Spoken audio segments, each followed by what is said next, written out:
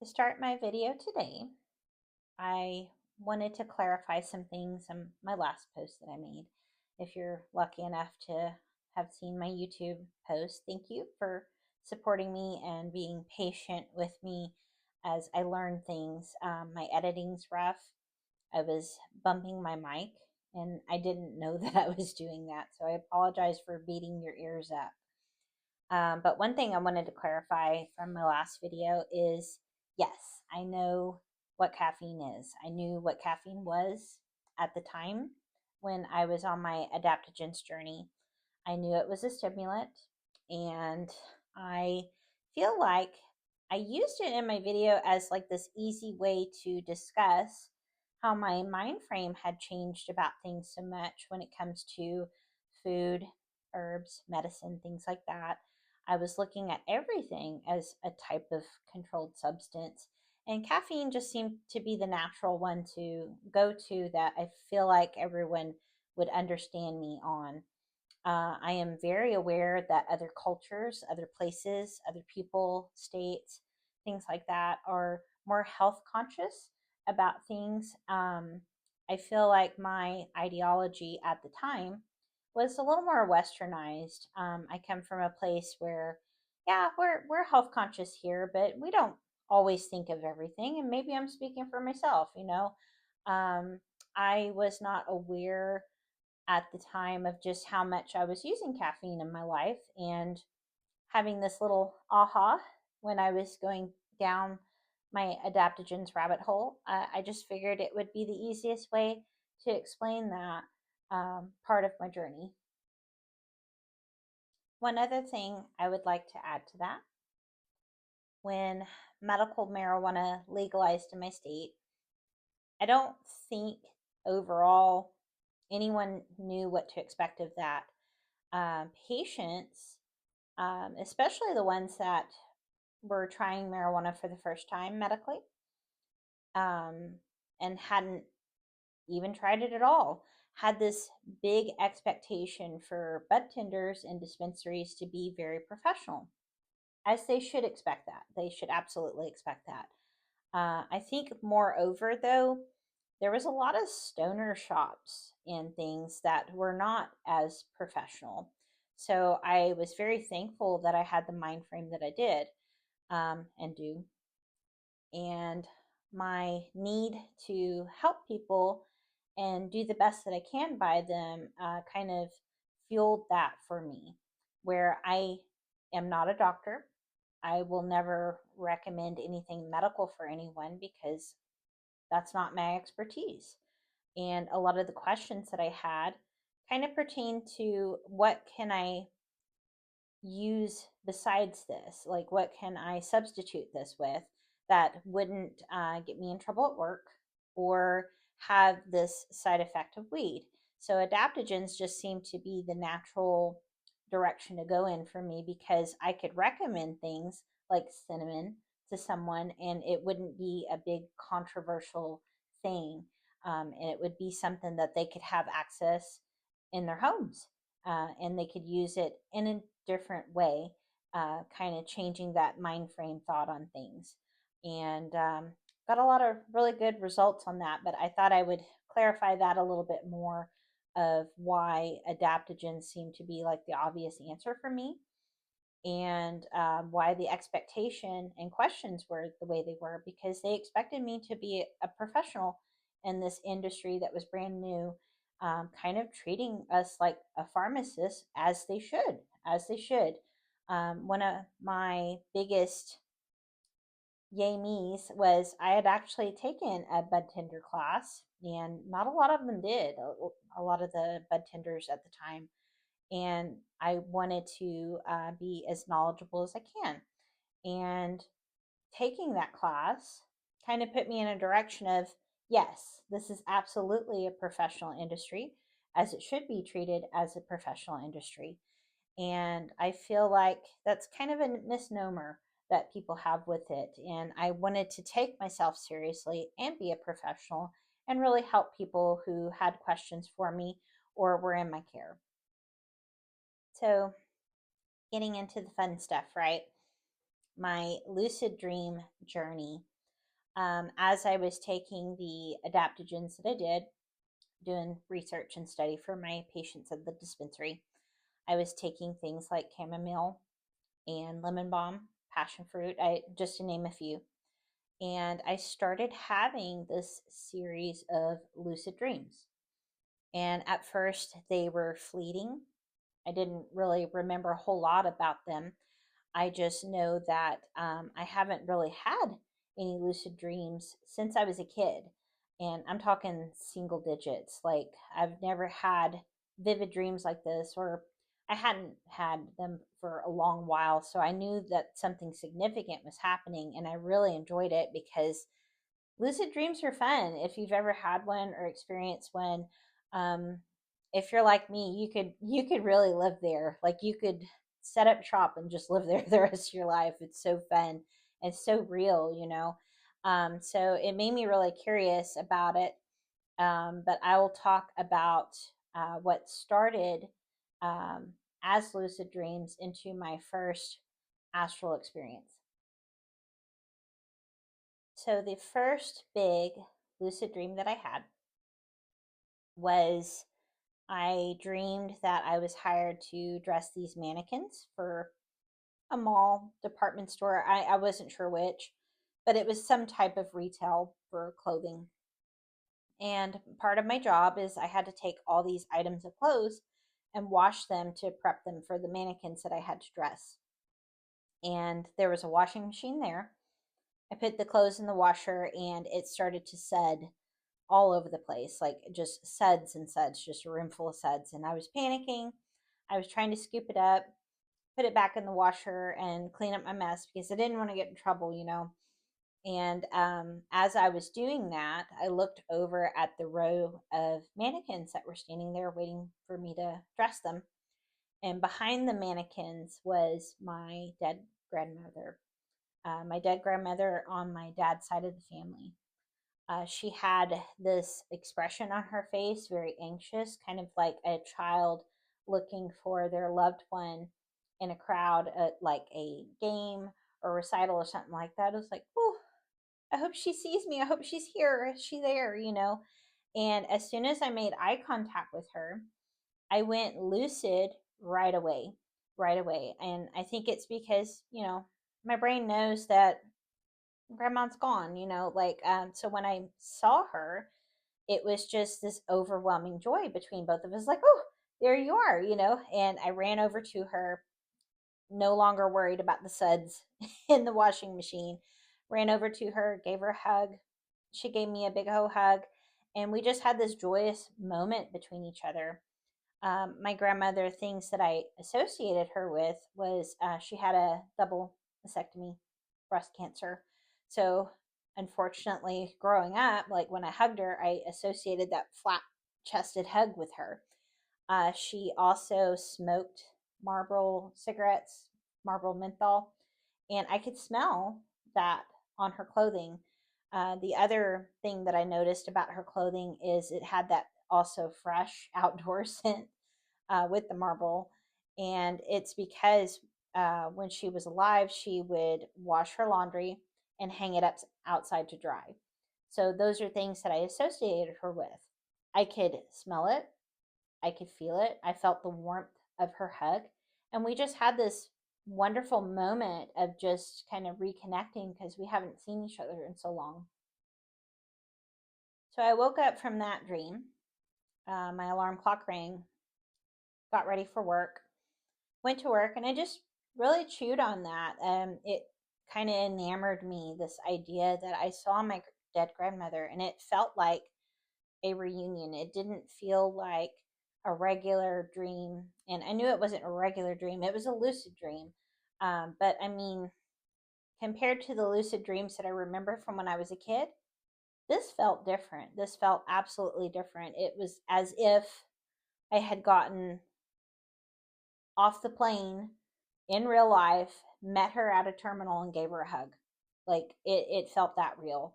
So I spent a lot of time thinking about that and wondering, um, if this is something that I could recreate, or I could have more often or even longer, things like that.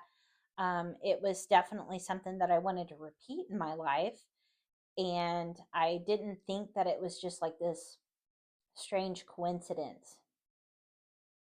The next lucid dream that I had after the one with my grandma, I woke up and it was early morning. I checked my clock and I realized I had maybe a handful of hours before my alarm was going to ring and I was due in for work. So I decided to go back to sleep. I laid down, went to sleep, and started having this vivid dream. I dreamed I was in this 2-story glass house. The windows were so big, it was almost this uninterrupted view of the ocean. This 2-story house sat on pillars or beams overlooking the ocean. Just big, beautiful, gorgeous house. I was walking downstairs of this house, and downstairs in the living area, kitchen, was all of my family, or a lot of them, and loved ones, friends, people that were both alive and dead. It was just a whole group of people gathered around, and it was a type of celebration, or that's a feeling that I got from it. Was we were celebrating something. Now, it wasn't decorated, so I'm not sure if we were celebrating Thanksgiving or Christmas or something like that, but I definitely got the feeling from it that we were celebrating something. And as I was walking downstairs, I saw in the kitchen my husband, my brother in law, and my cousin who had passed away several years back. Now, my cousin was chopping food. They were prepping food, him and my husband and brother in law. Something that you would see at like a dinner party, something of that nature. And when I saw him, he had that same anxiousness look on his face, like, oh, I wonder if she's here, like looking around for me, and I imagine. Um, and he was a chef when he was alive. So, in looking back on it, I think maybe that's what the dinner party was about. Is he was a cook and he loved to cook.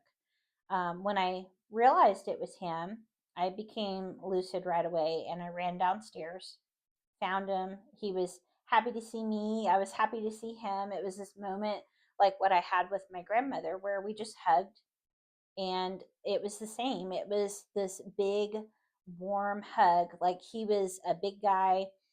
He was notorious for like the quintessential bear hug.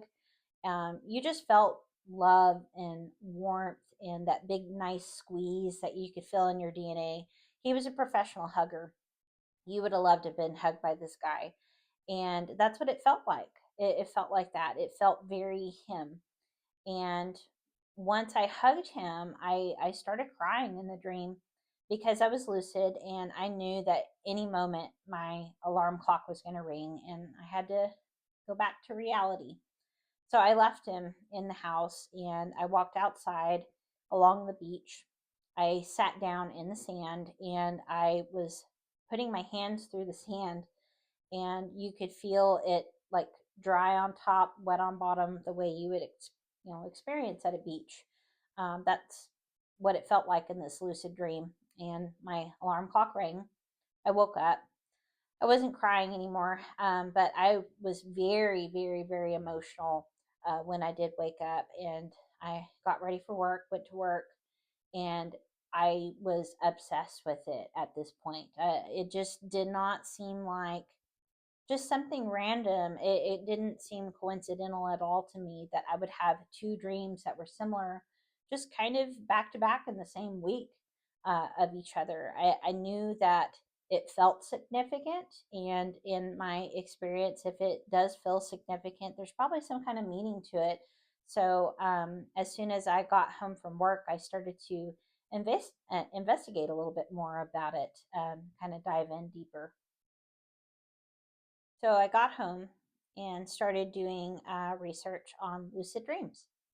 And as I was researching lucid dreams, I started looking at the adaptogens that I was taking for sleep, using myself as a guinea pig for the patients at the dispensary to answer their sleeping questions. The things like lemon balm, chamomile, passion flower, things like that, I found out promote lucid dreaming. So I was like, okay, that makes sense, why all these wild dreams were happening. And I spoke on that briefly in my last video.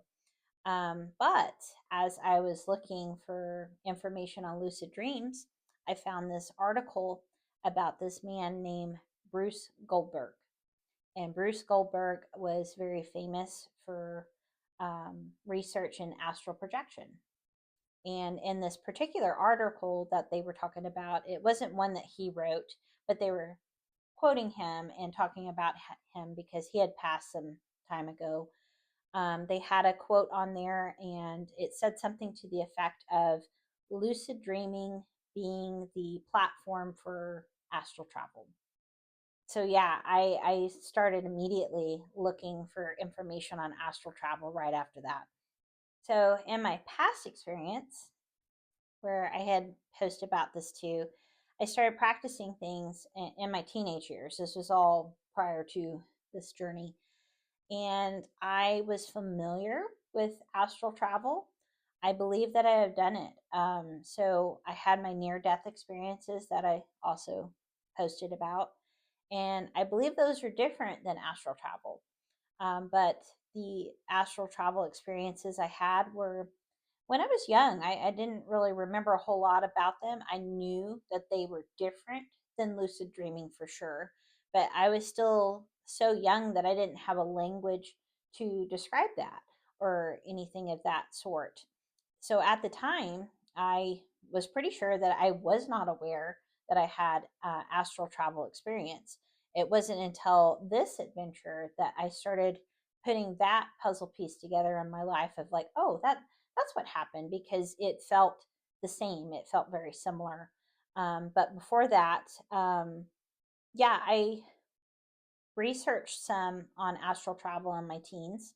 I tried to do it. I tried to do it to induce it intentionally, and I didn't have any success with it at the time. And I grew up in a little town. There was like zero resources on this. So the little bit of research that I did, I was lucky to find. And I kind of looked at it as like, maybe something that I wasn't able to do, and I kind of abandoned campaign on it.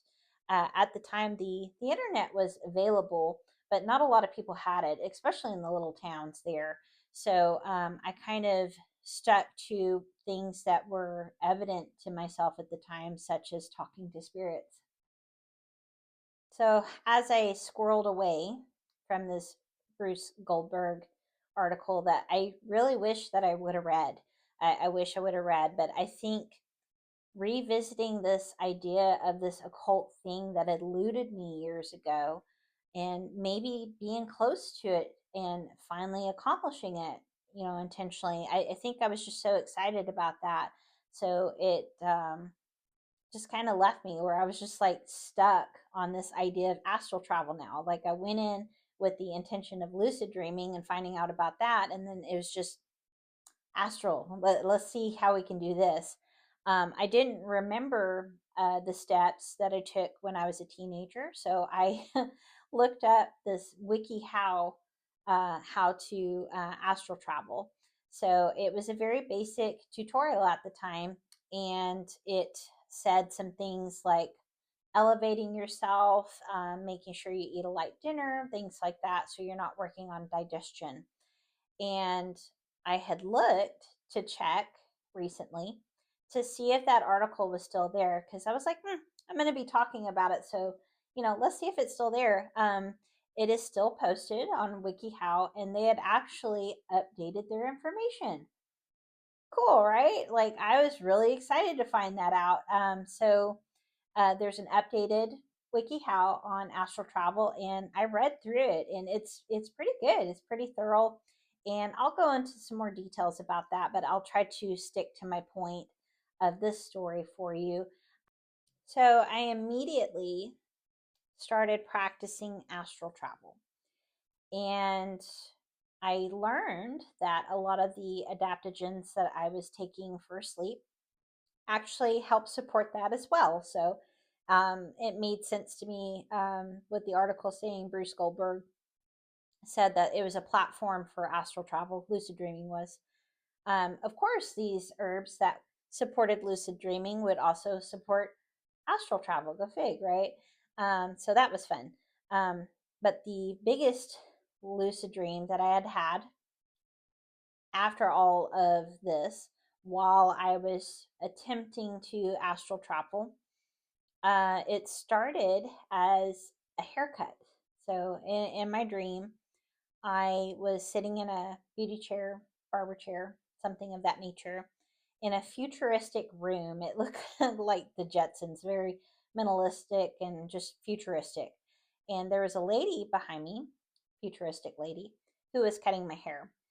And she had said something to me like the effect of, I was thinking of trying something different, talking about my hair. And I looked at her in the mirror in front of me and I said, okay, yeah, I trust you. Go ahead, girl. And as soon as I said that, she looks at me in the mirror and she said, then trust me when I tell you you're dreaming. And I immediately went lucid right there. I was like, huh, went lucid. So I took the little smock off and I got up. She started to walk away and I followed her because at this point I didn't really know what to do. Like she had already let me in on the joke and I kind of wanted to check it out to see what it was about and what this lady was about. The room started to kind of fade away. It turned into like this white room with a dark corner. And she was walking towards that dark corner. So I just followed along beside her. So I continued to follow her towards this dark corner of the room. And as I was walking alongside her, she looks at me and says, you need to go talk to him. And I look up at her like, talk to who? And she said, you need to go talk to him. And she pointed towards that dark corner of the room. So I just went in that direction. At this point, I knew I was lucid. I wasn't really scared of anything. It was more of a curiosity of like, him who? Like, so I just followed in that direction of where she pointed. And as I went in that direction, it kept getting darker and darker until the room was completely dark and there was nothing but a spotlight in the middle of the room. And standing in front of that spotlight is this guy who looked like maybe a sheriff's deputy or a trooper officer, some sort of authority figure. He had on the hat, he had on the aviator shades, a badge, he had the whole fit going on. So I walked up to him and he smiled at me like he was expecting me to be there. Happy to see me, but not quite like my grandma and cousin in the dreams that I had. But it was definitely a soft smile, kind of like, you finally arrived, it's kind of funny. But I walked up to him and I looked at him and I said, she said that I need to talk to you. And he nodded and he was like, I need you to remember something. Okay, remember what? As soon as I asked that, my car, I don't know why, appeared behind him. It was definitely my car. My car is very unique. People know it. It's a unique vehicle. The doors were open on it, and he pointed at it and he said, "I need you to remember, this is yours." And I looked at him like, like I know it's mine. And he looked at me sternly, like I'm being serious. He looked at me and said, I need you to remember this is yours. Remember, this is yours. And he was very serious. And I said, oh, okay.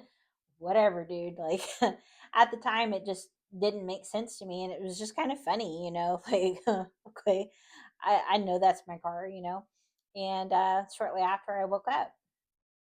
So a few nights after that, I'm laying in bed. I am prepping myself for astral experience, like and I knew it was going to be a process. Like I had no expectation that I was going to be successful right away. So it was, you know, couple nights after that, I'm not really expecting anything, but I'm trying my best to follow the steps.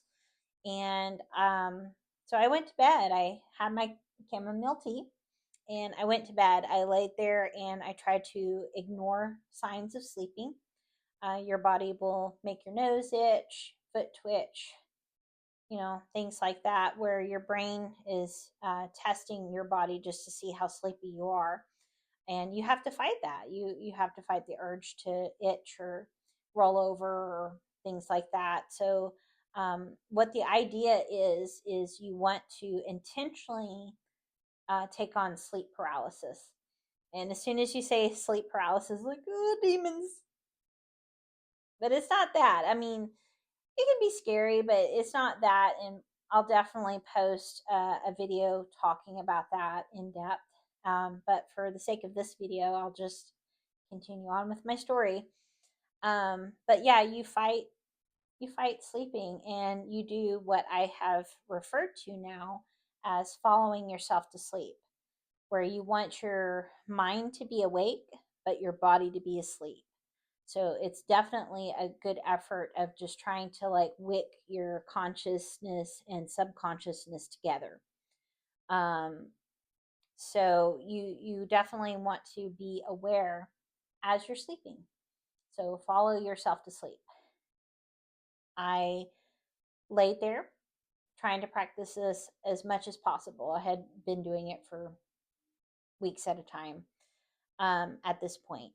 So as I'm laying, the room suddenly, after an hour or so, suddenly has like this purple hue to it.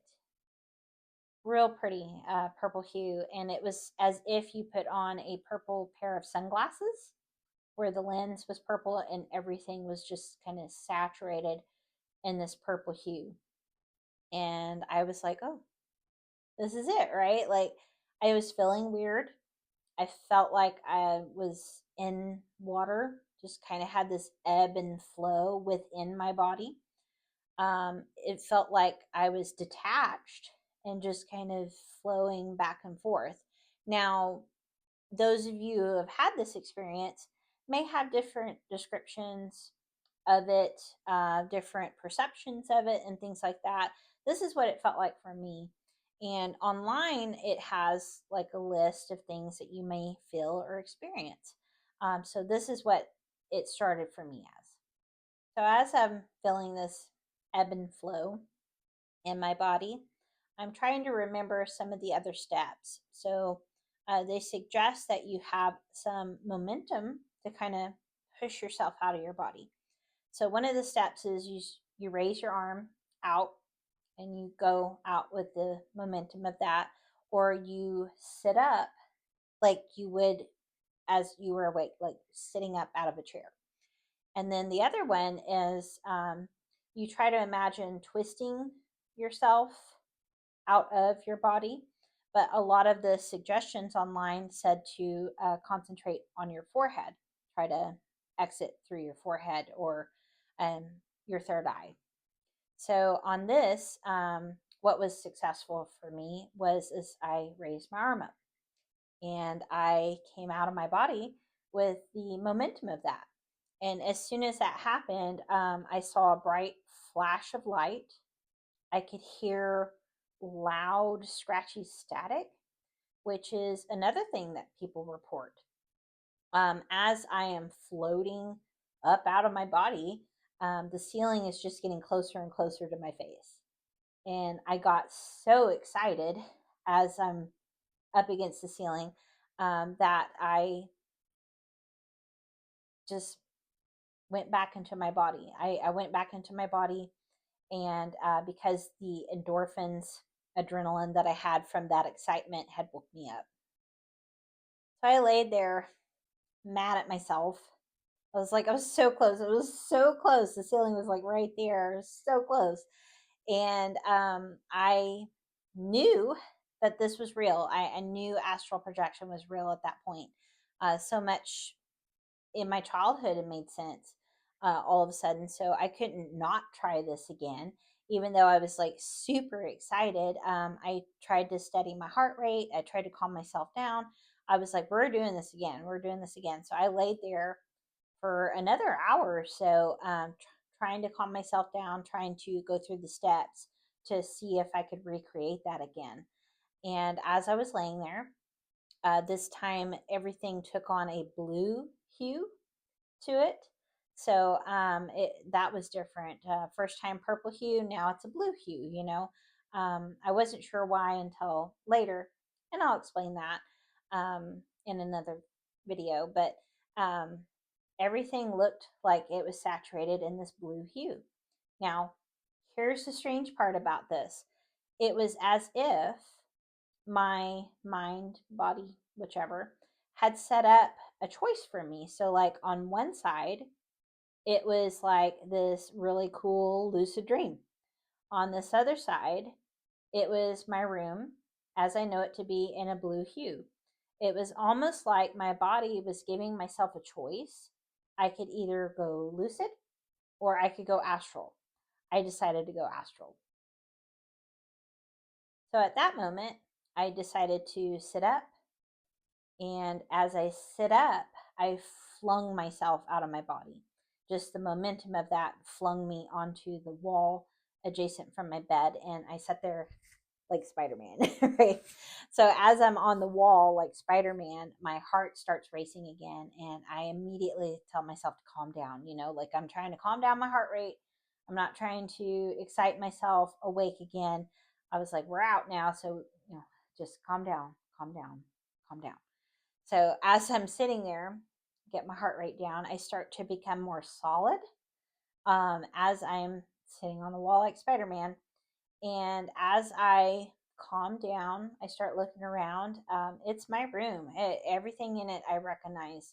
My husband's laying in bed, asleep. I didn't see myself asleep in bed, which I've read some back and forth on that too, but I'll get into it in another video. But for this sake, I didn't see myself. I could feel myself up against the wall, but I couldn't see myself. Weird, right? So as I became more solid and excited, I was just like, okay, now what do I do with this? So I ended up pushing off the wall towards my bedroom door, and my bedroom door was closed. I have cats. I'm not trying to have cats walk on me while I'm sleeping. So I usually keep it closed, and I flew through the door, like through it, down the hall and through my front door. So as I go flying out of my front door, um, I look around my neighborhood, the street that I live on, and it's all in this blue hue. Everything was in this blue hue. That hue did not leave.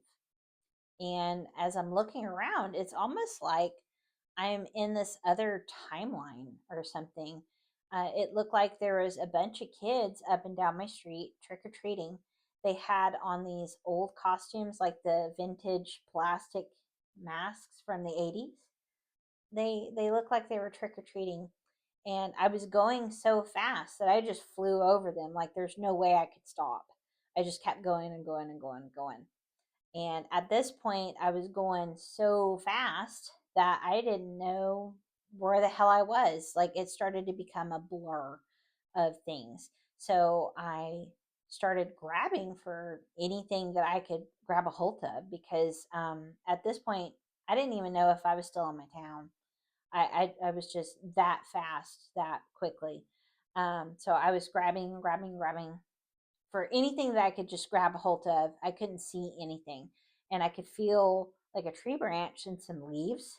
So I grabbed a hold of that. I don't know if they're ripped the leaves out or not, but I ended up holding onto the trunk of this tree. And as I'm sitting on the trunk of this tree, I finally get a chance to look around and I see a high school right across from me. So that was my first landmark of, okay, I'm still in town. That's great, right? So I see this high school and I'm like, okay, I know where I am. I'm miles away from my house, but I'm still in town. And as I'm looking around, there's this bank down the road from the high school. It's got like this ATM in the front with like this little cul-de-sac style drive. A little weird drive, but anyway, it's there. And as I'm looking at that, my car appears out of nowhere, just manifests right there in the drive. Now, it's a very unique car. It's a very unique color. It was bright. It was the only thing that didn't have this blue hue to it. And when I saw it, all of a sudden, little officer dude telling me, "Remember, this is yours." Like that made sense. So I pushed off the tree towards the car, and I just tumbled into the car. Like the doors didn't open or anything. I was just through the car into the driver's seat. So as I am in the driver's seat of this car, my car starts to drive itself. It pulls out of this little drive area onto the main road, drives towards my house. I'm not doing anything. I'm just sitting there and it's driving me home. As it drives me home, it pulls up the driveway, stops, and with the momentum of the drive, I fly out of the car back into my house and land into my body and wake up. I have never in my life experienced anything like that. I was so excited. And I've been obsessed. I've been obsessed ever since then. I was like, whatever this is, yes, ma'am. I need more of this in my life. Like, wow. Like it was so wild. It was such a wild experience. And I just was obsessed at that point. Because I knew astral travel was real. I knew what it felt like. I knew how to do it, and I knew the things that help support it. So, and it's just become like this new chapter in my life where I'm just like, this is my life now. Like I live for this. I live for other things, of course, but man, like who wouldn't want this in their life and to explore that. So after this experience, like I said, became obsessed with this idea. I went to internetarchive.org and found some PDFs on some books. And I went to thriftbooks.com where I ordered myself some physical copies so that I could have reading material as well that way. Bruce Goldberg is not the only one that has wrote information on this. He was just the start of my little research into it. I have always been fascinated with occult books. Um, I've read lots of them. And I'm not going to sit here and pretend to understand everything there is to know about it. I feel like back then they wrote this stuff kind of tongue in cheek. So a lot of the things that didn't make sense to me started making sense to me all of a sudden because of this experience. Um, so metaphysical things and physical things are completely different. So now that I've kind of dipped my toe in it with a more grown understanding, it made things sink in more for me. So I continue my research, and this is definitely something that I've had the opportunity to recreate in my life. I've had many experiences now, and I feel like that kind of gives me a sense of responsibility to help others make sure that they can too. Going back to the trooper, the authoritative figure. When I looked into some more Bruce Goldberg books, he had a section in there where he mentioned the idea of ascended masters, guardians, ancestors, teachers, people that wish you well and they want to see you do good. And something as simple as being curious in this can kind of manifest them in your life. So, looking back at the trooper, he looked strikingly like my dad. There was a picture, like a black and white photo of my dad at graduation. He was probably 18 years old. And this trooper uh, that gave me this information, remember, this is yours, he looked like that photo, only he looked a little older than my dad was at the time, maybe my age or a little younger. He had a little darker hair than my dad, so he kind of bared facial features of my dad and my younger sister. It was kind of like a good mix of them. And thinking about that, the way my grandmother and cousins' dreams went, it got me thinking.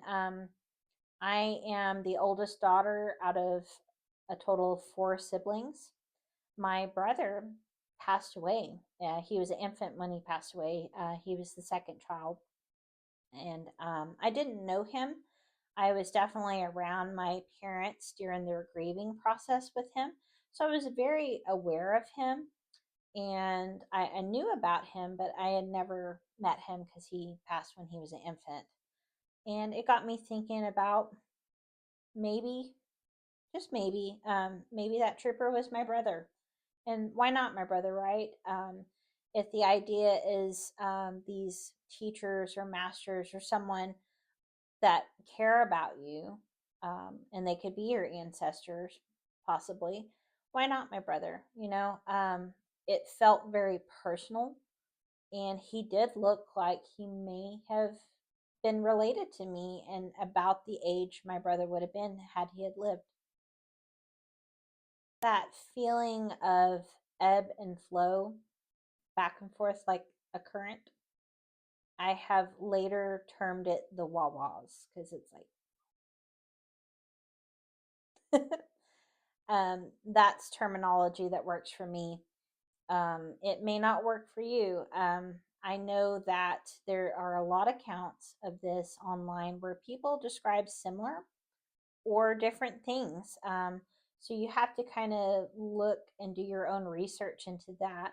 But these words work for me. So the wah-wahs and following yourself to sleep is something that I may talk about often moving forward with the videos that I make. That's what I'm referring to, though. And I will try to be really clear on some of my definitions and stuff.